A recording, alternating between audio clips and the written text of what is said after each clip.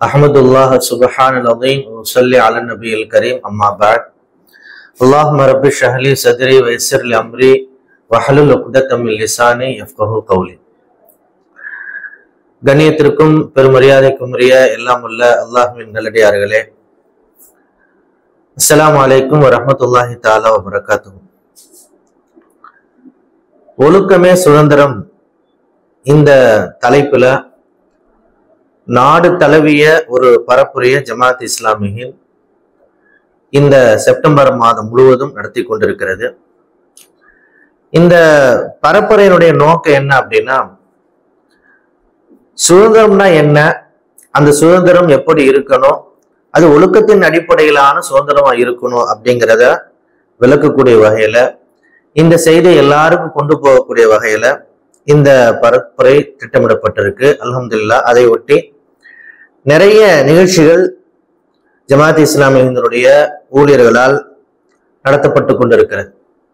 திருமுனை பிரச்சாரங்கள், பெரிய பெரிய ஹால் மீட்டிங்கள், அதே போல பொதுக்கூட்டங்கள், தனிநபர் சந்திப்புகள், இப்படி பல வகையில இந்த செய்தியை எல்லாருக்கும் கொண்டு போகணுங்கிற அடிப்படையில இந்த பரப்புரையினுடைய பல்வேறு நிகழ்ச்சிகள் நடந்துகிட்டு இருக்கு. அந்த அடிப்படையில அல்ஹம்துலில்லாஹ் உங்களுடைய கனிவான கவனத்திற்கு சில செய்திகளை கூறும் பொருட்டு, அன்பு சகோதரர்களே சகோதரிகளே, பொதுவா மனிதர்கள் எல்லாரும் சுதந்திரத்தை விரும்புறோம்.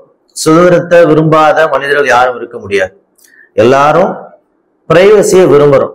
என்னை பிரைவசியா விட்டுருங்கப்பா, எனக்கு சுதந்திரம் வேணும். இந்த எண்ணம் எல்லார்ட்டையுமே இருக்குது. இது எப்பவுமே இருக்க வேண்டிய ஒரு எண்ணம். சொல்லப்போனா குழந்தை பருவத்திலிருந்தே இந்த எண்ணம் என்பது இறைவனால் வைக்கப்பட்டிருக்கிறது. குழந்தை பிள்ளைங்களை கூட நீங்க பாருங்க, சுதந்திரத்தை தான் விரும்புறாங்க, அடக்குமுறையை விரும்புறது கிடையாது. அது அப்படியே மெல்ல மெல்ல பெரியவர்கள் ஆகிற பொழுது அந்த அவங்க பெரியவர்கள் ஆகிற மாதிரி அந்த எண்ணமும் பெரிதாகி கொண்டே போகுது. எந்த இடத்துலயுமே அடக்குமுறையை யாருமே விரும்புறது கிடையாது. நீங்க ஒரு விஷயத்த சொல்லணும்னா கூட அதை கனிவா சொன்னீங்கன்னா எல்லாரும் ஏத்துக்குவாங்க. ஒரு அடக்குமுறையோட ஆதிக்கத்தோட நீங்க சொன்னீங்க அப்படின்னா ஏத்துக்க மாட்டாங்க. இது ஒரு நேச்சுரல், ஒரு இயற்கை, இறைவன் அப்படித்தான் வச்சிருக்கிறான். எல்லாரும் சுதந்திரத்தை விரும்புறோம். சுதந்திரம்னா நம்ம விரும்புறோம் அப்படின்னா அந்த சுதந்திரங்கிறது எந்த மாதிரியா இருக்கணும்?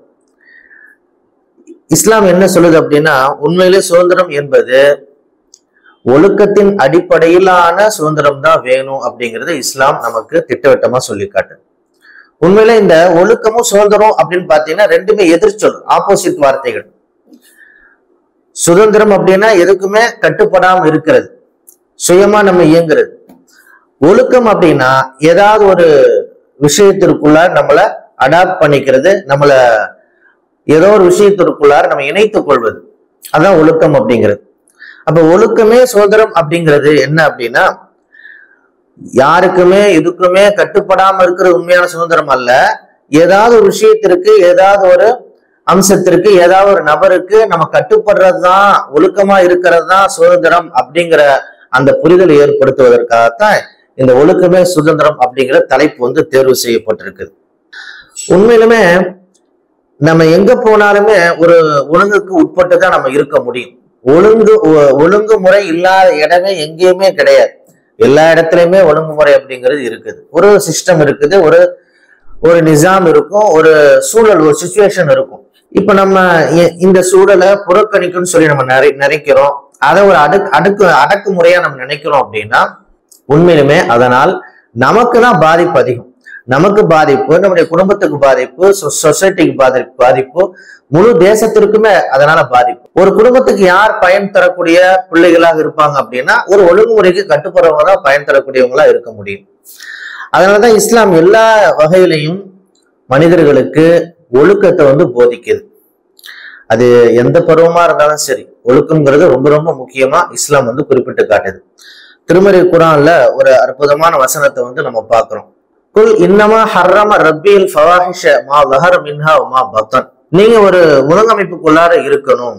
ஆதமுடைய பிள்ளைகளை ஒரு ஒழுங்கமைப்புக்குள்ளார இருக்கணும். ஒழுக்கத்திற்கு முரணாக இருக்கக்கூடிய எந்த அம்சமாக இருந்தாலும் சரி, அது பாவமாக இருந்தாலும் சரி, ஒழுங்கீனமாக இருந்தாலும் சரி, ஆபாசமாக இருந்தாலும் சரி, எல்லாவற்றையுமே ஆதமுடைய பிள்ளைகளை உங்களுக்கு நான் தடை செய்திருக்கின்றேன் அப்படின்னு சொல்லி திருமறை குர்ஆன் சூரா ஆராஃப்ல வந்து அல்லாஹ் சொல்லி காட்டுறான். எங்க போனாலுமே ஒரு ஒழுங்கமைப்பு இருக்கும். ஒரு பள்ளிவாசலுக்குள்ள நுழையிறோம், செருப்பு எங்க கழட்டணும் ஒரு ஒழுங்கு இருக்கு. உள்ள வந்துடுறோம், சஃப்ல எப்படி நிக்கணும், எங்க உட்காரணும், முதல் சஃப்ல நிக்கணும், முதல் வரிசையை பூர்த்தி செய்யணும், 2வது வரிசைக்கு போகணும், ஃபர்ஸ்ட் ஆண்கள் நிக்கணும், அதுக்கப்புறம் சிறுவர்கள், அதுக்கப்புறம் பெண்கள், இப்படி எல்லா இடங்கள்லயுமே பள்ளிவாசல்ல இருந்து தொடங்கி எல்லா இடங்கள்லயுமே ஒரு ஒழுங்கமைப்பு வந்து நம்ம பார்க்கறோம். சரி, பள்ளிவாசல் இருந்து வெளியே வந்துட்டோம், வேற எங்கேயுமே ஒழுங்கமைப்பு இல்லையான்னு எல்லா இடத்துலயுமே இருக்கு. நீங்க ஒரு வண்டி ஸ்டாண்டுக்கு போறீங்க, வண்டி நிறுத்த போறீங்க அப்படின்னா அதுக்கு ஒரு ஒழுங்கு அமைப்பு இருக்குது. இங்கதான் வண்டி நிப்பாட்டணும், இப்படித்தான் நிப்பாட்டணும், சைடு ஸ்டாண்ட் போடாதீங்க, சைடு லாக்கு போடாதீங்க, இந்த மாதிரி எல்லாம் சொல்லுவாங்க. ஒரு ஆஸ்பத்திரிக்கு போறீங்க, அங்க போனாலும் நம்ம இஷ்டத்துக்கு செருப்பை கழட்ட முடியாது, அங்க ஒரு ஒழுங்கமைப்பு இருக்கு. ஆக எங்க போனாலுமே ஒரு சிஸ்டம்ங்கிறது இருக்குது. ஆக சுதந்திரம்னா என்ன, பயன் தரக்கூடிய சுதந்திரம்னா என்ன, மக்களுக்கும் சமுதாயத்திற்கும் தேசத்திற்கும் பயன் தரக்கூடிய சுதந்திரம்னா என்ன அப்படின்னா, ஒரு மனிதன் ஒரு ஒழுங்கமைப்பிற்குள் தன்னை உட்படுத்தி கொண்டு கட்டுப்பட்டு பழகி கொண்டால் அந்த அடிப்படையிலான சுதந்திரம் தான் உண்மையில் பயன் தரக்கூடிய சுதந்திரமா இருக்க முடியும். இன்னைக்கு ஒரு உச்சகட்டத்தை அடைஞ்சிருக்கு இந்த சுதந்திர வேட்கை அப்படிங்கிறது, உச்சகட்டத்தை அடைஞ்சிருக்கு. யாருக்கும் கட்டுப்படாம இருக்கிறது, எந்த சூழலுக்கும் நம்ம உட்படுத்தாம இருக்கிறது, இந்த நிலை வந்து இன்னைக்கு ரொம்ப ரொம்ப அதிகமா இருக்கு.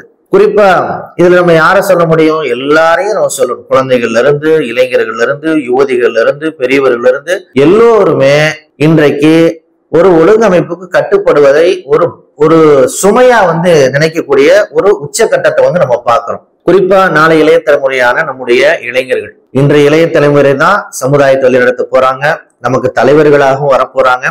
அந்த இளைஞர்களுக்கு இன்றைக்கு யுவதிகளுக்கு நிறைய செய்திகள் வந்து இந்த கேம்பெயின் வாயிலாக, இந்த பரப்புரையின் வாயிலாக நம்ம நிறைய விஷயத்தை கவனப்படுத்த வேண்டியது இருக்குது. எந்தவித ஒழுங்கமைப்புக்கும் நான் வரமாட்டேன் அப்படிங்கிற அந்த சிந்தனை மேலோங்கருடைய விளைவு தான், ஒரு சின்ன அடையாளம் தான் தூக்கம் அப்படிங்கிறது. இன்னைக்கு நம்முடைய பொதுமக்கள், இளைஞர்கள் யாரா இருந்தாலும் சரி, எத்தனை மணிக்கு தூங்குறாங்கன்னு பாருங்க. தூங்குறதுல எப்ப நீ தூங்குன்னு சொன்னா நம்ம இளைஞர்களுக்கும் யுவதிகளுக்கும் பிடிக்க மாட்டேங்குது. அவங்க எப்ப வேணாலும் தூங்குவாங்க, முடிச்சே இருப்பாங்க. 12, 2, 3 மணி கூட ஆகும். சில சமயங்கள்ல வேலைக்கு முடிச்சுட்டு வந்து அதுக்கப்புறம் நண்பர்களோட பேசிக்கிட்டே இருக்கிறாங்க, மணி போறதே தெரியல, நடுநிசையை தாண்டி உரையாடல் போய்கிட்டே இருக்குது. அதே மாதிரி தூங்கின பிறகு யாரையுமே எழுப்பி விடக்கூடாது, அவங்களா எந்திரிச்சாதான் உண்டு. அவங்க எப்ப எந்திரிப்பாங்கன்னு சொல்ல முடியாது. 10 ஆச்சு, 11 ஆச்சு, இன்றைக்கு மதிய நேரத்தை தாண்டி கூட உறங்கக்கூடிய ஒரு சூழல் வந்து நம்ம பார்க்கணும். இது வந்து ஒரு சின்ன அடையாளம். தூங்குன்னு சொல்லக்கூடாது, எந்திரியும் சொல்லக்கூடாது. அந்த அளவிற்கு இன்றைக்கு யாருக்கும் கட்டுப்படாத ஒரு சூழல் உச்சகட்டத்தை அடைஞ்சிருக்கு. நிறைய இது மாதிரியான நிறைய உதாரணங்கள் வந்து நம்ம பார்க்க முடியும். நிறைய இளைஞர்கள் வந்து படிச்சு முடிச்சிடுறாங்க. படிச்சு முடிச்ச பிறகு தாய் தன்னுடைய எதிர்பார்ப்பு என்ன, நல்ல முறையில படிக்க வச்சிருக்கிறோம், என்னுடைய ரோலை நான் செஞ்சுட்டேன், அதுக்கு பிறகு இந்த குடும்பத்தை நம்ம பயன்படுவான்னு சொல்லி நினைக்கிறான். ஆனா என்ன ஆகுது, வேலைக்கு போறது, இன்டர்வியூ அட்டன் பண்றது, எதுலையுமே ஆர்வம் இல்லை. கடைசிட்டு என்ன செய்யறாங்கன்னா சுய தொழில் செய்யறேன்னு சொல்லி வர்றாங்க. அப்பயும் அத்தா மாட்ட தான் வந்து நிக்கிறாங்க, தாய் தந்தையிட்ட வந்து தான் நிக்கிறாங்க. ஒரு பெரிய முதலீடு வந்து எதிர்பார்க்கறாங்க. அப்படி கொடுக்கப்பட்டாலும் கூட அதுக்கு பிறகு என்ன செய்யறாங்க, நண்பர்களுடைய ஆலோசனை தான் அவங்களுக்கு பெருசா தெரியுது, தாய் தன்னுடைய ஆலோசனை வந்து அவங்களுக்கு பெருசா தெரியுது இல்லை. அதுல நிபுணர்களுடைய ஆலோசனையை கூட அவங்க ஏத்துக்கிறது கிடையாது. இதெல்லாம் சின்ன சின்ன உதாரணங்கள். இப்ப இது ஒரு ஆங்கிள், இது ஒரு கோணம் அப்படின்னா அதனுடைய மறு கோணம்ங்கிறது ஒண்ணு இருக்கு. நான் யாருக்கும் கட்டுப்பட மாட்டேன், எந்த சிஸ்டத்துக்குள்ளார நான் வரமாட்டேன் அப்படின்னு சொல்ற வேண்டிய விளைவு என்ன அப்படின்னா, இன்றைக்கு ஒரு கோணத்தை நம்ம பார்க்கிறோம். அது ரொம்ப முக்கியமான ஒரு கோணம். இன்றைக்கு சமுதாயத்துல அதுதான் ரொம்ப பெரிய பாதிப்பு வந்து ஏற்படுத்தி இருக்கு. பொதுவா வந்து ஒரு மனிதன் வந்து இளைஞன் ஆயிட்டான், ஒரு பெண் வந்து யுவதி ஆயிட்டாங்க அப்படின்னா அடுத்து படிப்பெல்லாம் முடிஞ்சிச்சு அப்படின்னா திருமணம் தான். ஒரு குடும்ப அமைப்புக்குள்ளார அவங்க வரணும். குடும்ப அமைப்புங்கிறது என்னது, குடும்ப அமைப்புகள் ஒரு சிஸ்டம் தானே. பொதுவா வந்து ஒழுங்கமைப்பு, ஒழுக்கம் அப்படின்னா ஒரு சிஸ்டத்துக்குள்ளார வர்றது. உரிய வயதுல திருமணம் செய்து குடும்ப சிஸ்டத்துக்குள்ளார வரணும் அப்படிங்கிறது ஒரு முக்கியமான ஒரு ஒழுங்கமைப்பு. குடும்ப சிஸ்டத்துக்குள்ளார போனா நம்ம ஒரு அடக்குமுறைக்குள்ளார வந்துருவோம், ஒரு வளையத்துக்குள்ளார வந்துருவோம். இப்ப இதை தவிர்க்கிறதுக்கு என்ன செய்யலாம் அப்படிங்கிற ஒரு சிந்தனையுடைய விளைவு தான் இன்றைக்கு திருமணம் செய்யாமலே சேர்ந்து வாழக்கூடிய நிறைய இளைஞர்களை பார்க்கிறோம், யுவதிகளை பார்க்கிறோம். இதுல ஒரு ஆச்சரியம் என்னன்னா, யுவதிகள் கூட இதை விரும்புறாங்க அப்படிங்கிறதுதான். திருமணம் செய்யாம ஆணும் பெண்ணும் இணைந்து வாழ்றப்போ அதனால ஏற்படக்கூடிய பெரிய பாதிப்பு யார் சந்திப்பாங்கன்னா, உடனடியாக சந்திக்கக்கூடியவர்கள் வந்து பெண்கள் தான். இஸ்லாம் பல வகையில பெண்களுடைய பாதுகாப்புக்காக தான் குடும்பம் சார்ந்த பல்வேறு வழிகாட்டுதல்களை கட்டளைகளை வந்து வழங்கி இருக்குது. இப்ப திருமணங்கிறது ஆண்களை விட பெண்களுக்கு தான் அதுல பாதுகாப்பு அதிகம். பெண்கள் ஈன்றெடுக்கக்கூடிய குழந்தைகளுக்கு எல்லாம் அதுல பாதுகாப்பு அதிகம். இது யுவதிகள் புரியாம என்ன செய்யறாங்க அப்படின்னா, முற்றிலும் அவங்களுக்கு தான் பாதிப்பு. ஆண்களுக்கு அதனால ஒரு பெரிய பாதிப்பே கிடையாது. திருமணம் செய்யாம வாழக்கூடிய சமயத்துல ஆண்களுக்கு பெரிய பாதிப்பு எதுவுமே கிடையாது. இழப்பதற்கு ஒண்ணும் கிடையாது. குழந்தைகளே பிறந்தாலும் கூட அந்த பிரிவு ஏற்பட்டுச்சு அப்படின்னா அடுத்த நிமிஷமே வந்து ஆண் போயிடுவான். ஆனால் அதனுடைய விளைவுகளை யார் சுமக்கிறாங்க அப்படின்னா பெண்கள் தான் சுமப்பாங்க. அப்ப திருமணம் அப்படிங்கிற சிஸ்டத்துக்குள்ளார வர்றதுக்கு தயக்கம். ஏன் காரணம் என்ன? அதை ஒரு அடக்குமுறையா நினைக்கிறாங்க, அது ஒரு சுமையா வந்து நினைக்கிறாங்க. அப்புறம் இன்னும் சிந்தனை வந்து பரவலாகும். ஒரு ஆணும் பெண்ணும் திருமணம் செய்யறது அப்படிங்கிறத தாண்டி, திருமணம் செய்யாமல் இணைந்து வாழ்வது அப்படிங்கிறத தாண்டி திருமணமே செய்ய வேண்டாம் அப்படிங்கிற ஒரு எண்ணத்திற்கு தள்ளப்படக்கூடிய ஒரு நிலையை வந்து நம்ம பார்க்கிறோம். இன்னைக்கு அந்த சிந்தனையும் பரவலா அதிகம் வருது. ஒரு ஆன்மீகத்தின் பேர்ல வந்து துறவரத்தை வந்து மேற்கொண்டாங்க. அது ஒரு கோணம் அப்படி வைங்க. ஆனால் எந்த வித நோக்கமும் இல்லாம என்னுடைய சுதந்திரம் பறிபோயிரும், ஒரு சிஸ்டத்துக்குள்ள என்னால அடாப்ட் ஆக மாட்டேன் அப்படிங்கிற அடிப்படையில் திருமணம் செய்யாம இருக்கக்கூடிய, திருமணத்தை வந்து காலம் கடத்தக்கூடிய ஒரு நிலையை நம்ம பார்க்கிறோம். அதோடைய ஒரு விளைவுதான் உடல் தேவைக்காக முறைகேடான தகாத தொடர்புகளை ஏற்படுத்தி கொள்ளக்கூடிய ஒரு நச்சு சிந்தனை வந்து இருக்குது. ஒருபால் உறவு, ஆணும் இணைந்து வாழ்வது, பெண்ணும் இணைந்து வாழ்வது, திருநங்கைகளாக போயிடுறது, இப்படி திருநம்பிகளாக போய்விடுவது, இப்படி இயற்கைக்கு முரணான, உலகத்துல இதுவரையும் யாரும் சிந்திக்காத தகாத தொடர்புகளை நோக்கி இன்றைக்கு இளைய தலைமுறை படையெடுக்கக்கூடிய ஒரு நிலையை நம்ம பார்க்கிறோம். இது அங்கொன்றும் இங்கொன்றுமா இருந்தது. இன்னைக்கு பாத்தீங்க அப்படின்னா அது ஒரு ஸ்ட்ரக்சர், ஒரு வடிவம் கொடுக்கப்பட்டு இன்றைக்கு அது ஒரு கல்ச்சராக இன்றைக்கு இளைஞர்கள்ட்ட யுவதிகள்கிட்ட முன்னெடுக்கப்படக்கூடிய ஒரு நிலையை நம்ம வந்து பார்க்கிறோம். கூச்சப்படக்கூடிய வார்த்தைகளை இன்றைக்கு வந்து சர்வசாதாரணமா எல்லாம் வந்து பேசுறாங்க. உண்மையிலுமே இந்த ஒருபால் உறவு அப்படிங்கிறது அதிகமாச்சு அப்படின்னா சமுதாயத்துல மிக கோரமான விளைவுகள்லாம் ஏற்படும். ஆனா சில பேர் இதை நியாயப்படுத்துறாங்க, பெரிய பெரிய அறிஞர்கள் கூட நியாயப்படுத்துறாங்க. அது தனி மனித உரிமை அப்படிங்கிறாங்க. எது தனி மனித உரிமை? மற்றவங்களை பாதிக்காததான் தனி மனித உரிமை. ஒரு 1000 பேர் வாழக்கூடிய ஒரு சமூகத்துல ஒரு 500 பேர் திருமணம் செய்யாம இருக்கிறாங்க, அது ஒரு 500 ஆண்களும் தகாத தொடர்புல இருக்கிறாங்க அப்படின்னா அது சமுதாயத்துக்கு பாதிப்பு கிடையாதா? குழந்தை பிறப்பு, அடுத்த இளையத்தனை உருவாக்குறதுங்கிறது போயிடும். அங்க பெண்களுக்கு பாதுகாப்பு இல்லைங்கிற ஒரு பெரிய விஷயத்தோட நம்ம பேசிக்கிட்டு இருக்கோம். இப்ப ஆண்களுக்கும் பாதுகாப்பு இல்லாத ஒரு நிலை வந்து வந்துடும். குடும்பத்துக்குள்ளார யோசிச்சு பாருங்க, ஒரு ஆணும் தொடர்பு கொள்ளக்கூடிய ஒரு சகோதரன் ஒரு வீட்டுல இருக்கிறான் அப்படின்னா அவனுடைய நிலை என்ன ஆகும்? அவன் ஒரு அச்சுறுத்தல அந்த குடும்பத்துக்கு இருக்க மாட்டானா? அந்த மாதிரி பல பேர் உருவாகிறப்போ சமுதாயத்துக்கு பாதிப்பு ஏற்படுத்த மாட்டாங்களா? இப்படி பல கோணங்கள்ல இந்த விஷயங்கள் வந்து நம்ம அணுக வேண்டியது இருக்குது. இது ஒரு தனி மனித உரிமை அப்படிங்கிற அடிப்படையில நம்ம வந்து இதை விட்டுற முடியாது.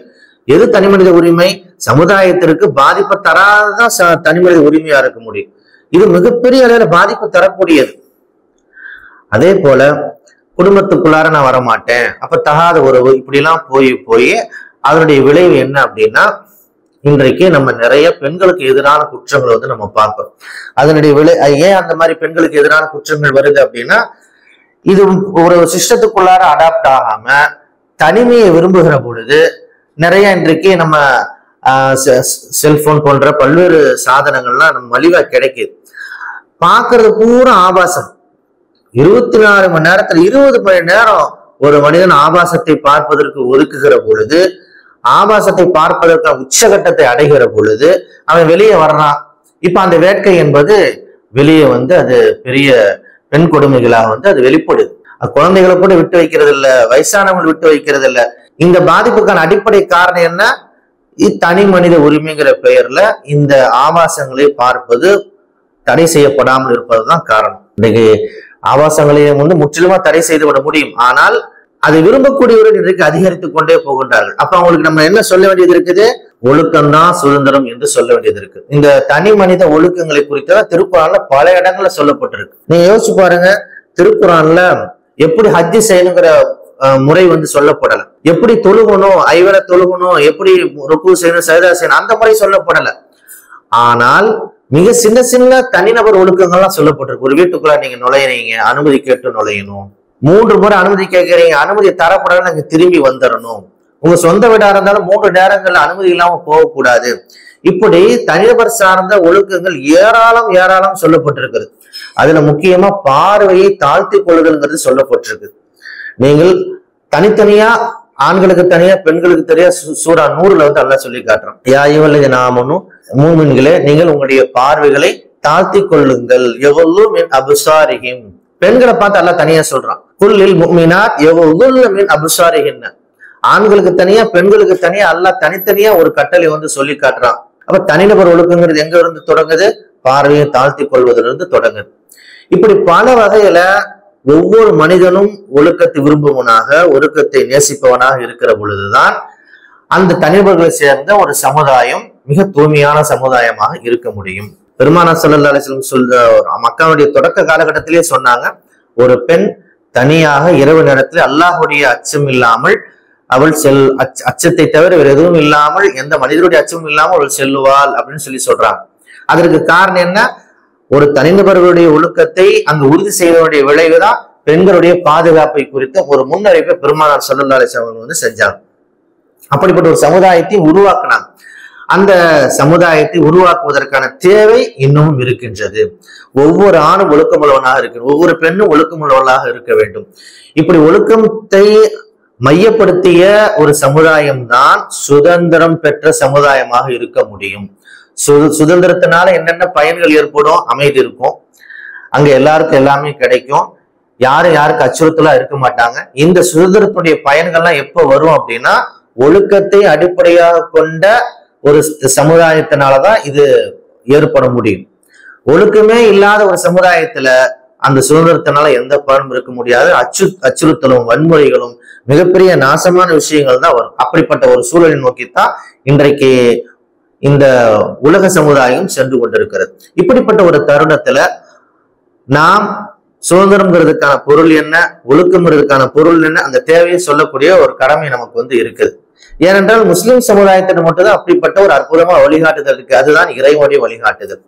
அப்ப இஸ்லாம் என்ன சொல்லுது அப்படின்னா, நீங்கள் ஒவ்வொருவரும் ஒழுக்கமுள்ளவர்களாக இருக்க வேண்டுமானால் உங்களுக்கு ஒரு கைடு தேவை, ஒரு வழிகாட்டுதல் தேவை. அந்த வழிகாட்டுதல் யாருடைய வழிகாட்டுதலா இருக்க முடியும்? படைத்தவனுடைய வழிகாட்டுதல் தான் இருக்க முடியும் அப்படிங்கறது இஸ்லாம் மிக தெளிவா சொல்லுது. இஸ்லாத்துக்கு ஒரு பெரிய சிறப்பம்சமே என்ன அப்படின்னா, அது மனிதர்கள் உருவாக்கிய கொள்கை அல்ல, இறைவனுடைய விருப்பங்கள். இறைவன் என்ன மனிதருக்கு விரும்புறானோ அதுதான். இறைவன் என்ன மனிதர்கள் செய்யக்கூடாதுன்னு சொல்லி நினைக்கிறான், அதுதான் இஸ்லாம். அதைத்தான் இறைத்தவர்கள் வந்து போதிச்சாங்க. இறைவனுடைய வழிகாட்டுதலுக்குள் மனித சமுதாயம் வருகிற பொழுது, தனிநபர்கள் வருகிற பொழுதுதான் அவர்கள் ஒழுக்கம் உள்ளவர்களாக இருப்பார்கள். அப்படிப்பட்ட ஒழுக்கமுள்ள மனிதர்களால் தான் ஒரு சுதந்திரத்துடைய பயனை வெளிப்படுத்துகின்ற ஒரு சமுதாயத்தை உருவாக்க முடியும் அப்படிங்கிறது இஸ்லாத்தினுடைய அழுத்தமான ஒரு நம்பிக்கை. இங்க ஒரு முக்கியமான ஒரு கேள்வி எழுது, என்ன அப்படின்னா, இறைவனுடைய வழிகாட்டுதல் நமக்கு ஏன் தேவை? படைத்தவன் நமக்கு வழிகாட்டணுமா? நமக்கு அறிவு வழங்கப்பட்டிருக்கு, நம்ம வந்து சுயமாவே நல்லது கெட்டதெல்லாம் தீர்மானிச்சுக்கலாம் அப்படின்னா இல்லை. மனிதர்கள் மிகவும் பலவீனத்திற்குரியவர்கள். தனிநபர் இயல்புகள் அவர்களுக்கு இருக்குது.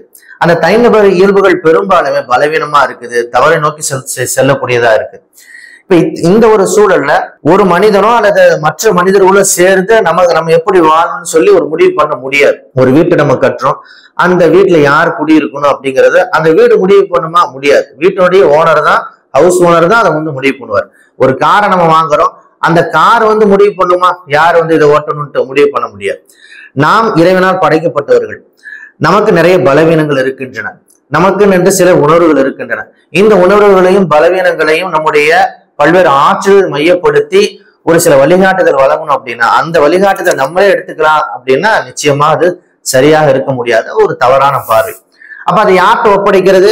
நம்ம எல்லோரையும் படைத்த இறைவனிடத்திலே தான் அந்த பொறுப்பை நாம் ஒப்படைக்க வேண்டும். அந்த பொறுப்பை இறைவனை ஏற்றுக்கொண்டான். அலா லஹுல் ஹல்கு வல் அம்ர், படைத்தவனும் அவன் தான், மனிதர்களுக்கு வழிகாட்டக்கூடிய, சட்டம் இயற்றக்கூடிய, ஆணையிடுகின்ற, வழிகாட்டக்கூடிய உரிமையும் அவனுக்குத்தான் அப்படிங்கிறது திருமறை குர்ஆன் மிக தெளிவாக சொல்லக்கூடிய ஒரு கட்டளை, ஒரு வழிகாட்டுதல். அந்த அடிப்படையில இறைவனுக்குத்தான் அந்த உரிமை இருக்கு. அவன் தான் நமக்கு ஆக்சிஜன் கொடுக்குறான், அவன் தான் நமக்கு வானத்திலிருந்து தண்ணியை கொடுக்குறான், அவன் தான் நமக்கு தேவையான உணவுப் பொருட்களை வழங்குகின்றான்.